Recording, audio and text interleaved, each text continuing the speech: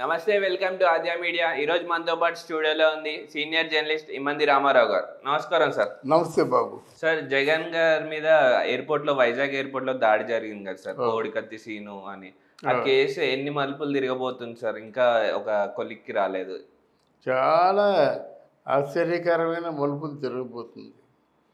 అక్కడ వైజాగ్లో దాడి చేసిన కోడికత్తి శ్రీనుకి ఆయన మంచి ఎక్స్పెక్ట్, అంటే కత్తిపోటల్లో ఎక్స్పెక్ట్ అయిన అవార్డు ఇవ్వచ్చు సీన్ సార్, ఆ సీనుకే. ఎందుకంటే అలా జస్ట్ అలాగా కర్రపుల్లతో ఇలా గీకినట్టు గీకాడు, బ్లేడ్తో గీకినట్టు కూడా కాదు, కర్రపుల్లతో ఇలా గుచ్చుకుంటే ఎలాగ ఉంటుందో అలాగుంది. కొంచెం బ్లడ్ టెస్ట్ చేసినప్పుడు రక్తం చిమ్ముతుంది కదా, ఆ చిమ్మిన రక్తాన్ని మన ఎవరు జగన్మోహన్ రెడ్డి గారు ఆస్కార్ అవార్డుని మించిన అవార్డు ఇంత రుమాలు పట్టుకొని ఇలా పెట్టి దాన్ని పిండుకుంటూ వస్తే చిన్న రక్తం బయటకు వచ్చింది. అలాగే చెయ్యి పెట్టాడంటే ఆ లోపల జబ్బని పిండడానికి పెట్టాడు, పిండినందుకు కొంచెం రక్తం వస్తుంది. మరి ఎవరికి చూపించలేదు. నాకు ఈ ఆంధ్ర పోలీసుల మీద, నాకు ఈ ఆంధ్ర డాక్టర్ల మీద నమ్మకం లేదు. నాకు నమ్మకం ఉన్న వాళ్ళు హైదరాబాద్లో ఉన్న డాక్టర్ల మీద, వాళ్ళు పోలీసుల మీద నమ్మకం ఉందన్నాడు. హైదరాబాద్ వెళ్ళినంతకు చెయ్యిలాగి పెట్టుకున్నాడు, పడుకున్నాడు హాయిగాను. వీళ్ళెవరూ అలగలేకపోయారు. విశేషం ఏంటంటే, ఆగవయ్యా నువ్వు వెళ్తానంటే ఏంటి, పరిపాలన మాది, నీ దెబ్బ తగిలింది, దానికేమో దాన్ని సఫరీలు చేసి నీకు విశ్రాంతి తీసుకున్న తర్వాత వదిలిపెట్టవలసింది మేము అని చంద్రబాబు నాయుడు అన్నాడా? ఆయనకంటే ఏదో మొత్తానికి మంచి పని అయిందనో ఏదో ఉద్దేశంతోనేమో ఒక తెలివి తక్కువ నిర్ణయానికి వచ్చి ఆయన ఆటలు సాగేలాగా చేశాడు. లేకుండా నువ్వు ఎక్కడ పోతా ఉండు, అసలు తగిలిన గాయం ఏంటో, దాంట్లో ఏదో పాయిజన్ ఉందేమిటో, మంచి ఏమిటో చెడ్డ ఏమిటో నువ్వు చూడాలి అని చంద్రబాబు నాయుడు ఆ రోజే చెప్తే ఇంతవరకు జరిగేది కాదు కదా. అన్ని చేతులారా వదిలేసుకుంటాడు చంద్రబాబు నాయుడు. మళ్ళీ అది నేనే చేశాను, ఇది నేనే చేశాను. ఏం చేస్తే ఎవరికి కావాలా? సమయం వచ్చినప్పుడు గట్టిగా పట్టుబట్టాలి. తర్వాత వెళ్ళిపోయిన తర్వాత బోయివాడు వాల్మీకి అయినట్టు అయిపోయాడు. ఎవరు? మన శ్రీను.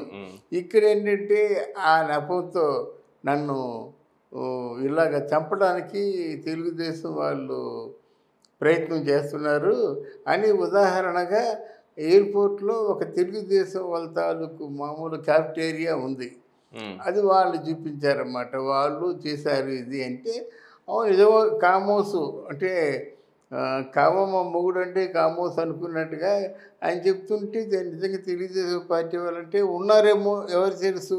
అప్పటికి అలాగే ఉంది కదా, ఒక పక్క బాబాయిని చంపిన వాళ్ళు తెలుగుదేశం వాళ్ళే, నారాసుర రక్త చరిత్ర. మరో పక్కేమో ఎయిర్పోర్ట్లో చంపిన వాళ్ళు తెలుగుదేశం వాళ్ళే. ఆ షాపులోంచి ఒక కోడికత్తి వచ్చింది, ఆ కత్తితోనే చంపాడు. ఇలాగుందన్నమాట.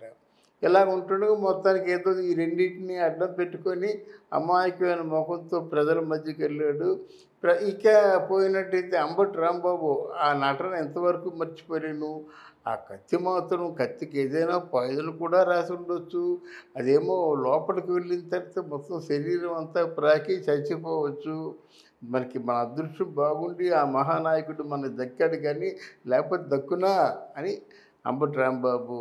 ఇకపోయినట్టు మా నాయకుడని రోజా, మా నాయకుడు భూమి మీద నూకలు ఉన్నాయి కాబట్టి ఆయన అదృష్టవశాత్తు భారతమ్మ సౌభాగ్యం కొద్దీ ఆయన దక్కాడు, కానీ లేకపోతే దక్కేవాడా? అందులో ఆ కత్తికి కానీ పాయిజన్ ఉన్నట్టయితే ఎప్పుడో ఆయన మనకి దక్కేవాడు కాదని ఈవిడ. మొత్తం వైఎస్ఆర్ కాంగ్రెస్ పార్టీలో ఉన్నటువంటి చోటా మోటా నాయకులందరూ కూడా ఇష్టం వచ్చినటువంటి కథలు వెళ్ళేశారన్నమాట. ఇష్టం వచ్చిన కథనాలు వినిపించారు. దాన్ని నమ్మాలో తెలీదు, నమ్మకూడదో తెలీదు. ఈయన మట్టుకు ఈయన తాడేపల్లి ప్యాలెస్లో పడుకున్నాడు. దాన్ని కొద్ది రోజుల్లో మర్చిపోయాడు.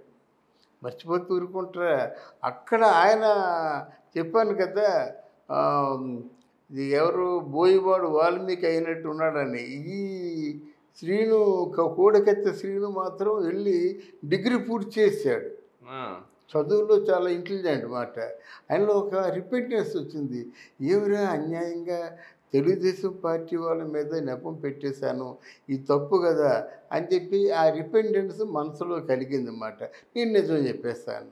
అని మొత్తం నిజం అంతా చెప్పేశాడు. ఎవరితోని? లాయర్తో మొత్తం నిజం అంతా చెప్పాడు అన్నమాట. అంటే శ్రీనివాస్ తరఫున వాదించే లాయరు మొత్తం చెప్పాడు అన్నమాట. వీళ్ళేమో దీనికి ఒప్పుకున్నట్టు, వాళ్ళు అక్కడ వాళ్ళ ఇంట్లో ఉన్నటువంటి ఆర్థిక పరిస్థితులు ఏవో ఉన్నట్టయితే వాటికి ఏదో తగిన రూపంగా తగిన మూల్యం చెల్లించుకున్నట్టు. తర్వాత ఏంటంటే కోడికత్తితో పొడిచే ముందు జగన్మోహన్ రెడ్డిని ఈయన కలిసినట్టు, పొడిచిన తర్వాత కూడా జగన్మోహన్ రెడ్డిని కలిసినట్టు, ఈ ప్లాన్ అంతా కూడా ఎవరు? బొత్స సత్యనారాయణ తాలూకు మేనల్లుడు వేసినట్టు మొత్తం నిజానిజాలు స్పష్టంగా చెప్పేసరికి అందరికీ గుండెలు ఆగిపోయాయి అన్నమాట. బొత్స సత్యనారాయణ అంటే మేనల్లుడు అంటే విజయనగరంలో దందా కలెక్టర్ లాంటి వాడు కూడా చెప్తాడు. ఏమండి, ఆయన పేరు శ్రీనుబాబు. శ్రీనుబాబుకి 30% ఇచ్చేయాలి మీరు ఏ వ్యాపారం చేసినా సరే. అంత దందా అన్నమాట. అక్కడ మందు అంతా ఆయన హయాంలోనే మందు, అది సారాయి వంటకం, సారాయి అమ్మకం, ఇప్పుడు డూప్లికేట్ బ్రాండ్లన్నీ తయారు చేసేవాడు ఆయనే మాట. ఆయన దీని ప్రధాన కారకుడు అన్నమాట. ఆయన ద్వారా ఆయనే కోడికత్తి తీసి ఇచ్చినవాడు అన్నమాట.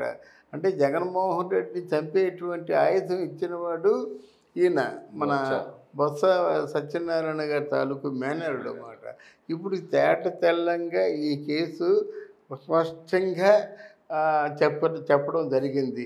దీని మీద యాక్షన్ ఏం తీసుకుంటారు? అదేం కాదు, మీరు ఫోర్స్డ్గా చెప్పించారంటారు, అంతే కదా చేస్తారు. దాన్ని ఇక్కడ కాదు విశాఖపట్నం తీసుకురండి మేము చెప్పిస్తామంటారన్నమాట. విశాఖపట్నం తీసుకొస్తే ఏం చేస్తారు? ఆయన్ని నిర్దాక్షిణ్యంగా చంపేస్తారు. నారా చంద్రబాబు నాయుడు అది తట్టుకోలేక నిజాలు బయటపడతాయని చంపేశారని అంటారన్నమాట. అక్కడితో ఆ కోడికైతే డ్రామా ఫినిష్ అయిపోతుంది. ఈయన కూడా కేసులో వచ్చి విముక్తి అయిపోతుంది అన్నమాట. ఇట్లాంటి ఒక దుర్మార్గమైనటువంటి ఆలోచనతో ఉన్నాడన్నమాట. దీనికి ఎప్పుడైనా సరే ఈ కోడికత్తి డ్రామాకి ఒక ముగింపు ముందుగా ఆలోచించుకుంటే బాగుంటుంది. కానీ అప్పుడు చూద్దాంలే అనుకుంటే మాత్రం చంద్రబాబు నాయుడు చాలా వెర్రి పనులు చేస్తున్నాడు. ఆయన చేసిన వెర్రి పనుల్లో ఇదొక వెర్రి పని అవుతుందన్నమాట. ఎందుకంటే ఇది కోర్టు వరకు వస్తే మనం ఏం చేయాలి? వాళ్ళు మనమే అనుకుంటున్నాం కదా, వాళ్ళు ఎలాగ యాక్షన్ తీసుకుంటారు, మనం ఎలాగ యాక్షన్ తీసుకోవాలి? అధికారంలో జగన్మోహన్ రెడ్డి ఉన్నాడు కదా సార్, అదే ఆయన పవర్ ని వాడి దాన్ని తారుమారు చేస్తారు. అవును, దాన్ని వీళ్ళు ఎలా వ్యతిరేకిస్తారు? ముందే ప్లాన్ చేసుకోవాలి కదా. అధికారంలో ఉన్నవాడు ఎలాగైనా చేస్తాడు, ఏం మాటలు చెప్పిస్తాడు, అధికారుల చేత ఎలాగైనా చేయిస్తాడు. బట్ ఈయన ఎలా ప్రూవ్ చేసుకోవాలా? ముందు కోడికత్తి డ్రామా ఆడింది నువ్వు అనేది ప్రూవ్ చేసుకోవాలి కదా. నువ్వు అనేది ప్రపంచానికి చెప్పుకోవాలి కదా. మళ్ళంటి అన్లిస్టులు చెప్పుకున్నట్టయితే ఏదో నీకే స్వార్థ ప్రయోజనాలు ఉన్నాయో, నీకేదైనా కుక్కకి బిస్కెట్ వేసినట్టు నీకు బిస్కెట్లు వేసారేమో అనుకోవడానికి ఆస్కారం ఉంది కదా. అది కాకుండా నిర్దిష్టమైన ప్లానింగ్తో ఉండాలని నేను చెప్తున్నాను. వాస్తవాలు బయటకు రావాలి అంటే వాళ్ళు ఓపెన్గా అన్ని ఏమంటారు, ఈ కోర్టుకి వెళ్ళినప్పుడు కోర్టులో జరిగే అన్నీ కూడా వాళ్ళు ఓపెన్గా పెడితే కానీ వాస్తవాలు వాళ్ళ ఆయన చెప్పిన వాటన్నిటికి కూడా ఆధారాలు చూపించాలి. అంతవరకు ఈ మన కోడికత్తి శ్రీనికేమో ప్రాణాపాయం నుంచి రక్షణ కల్పించాలి. తర్వాత వాళ్ళు ఏదైనా ప్లాన్లు వేస్తే ఆ ప్లాన్లు తిప్పుకొట్టాలి. ఇది మనం చెప్పుకుంటున్న విషయం. బట్ ఏదైనప్పుడు కూడా కోడికత్తి శ్రీని తాలూకు ప్రాణానికి ముప్పు ఉంది అని మనం చెప్పక తప్పదు. ఓకే అండి, థ్యాంక్ యూ అమ్మా, థ్యాంక్ యూ వెరీ మచ్.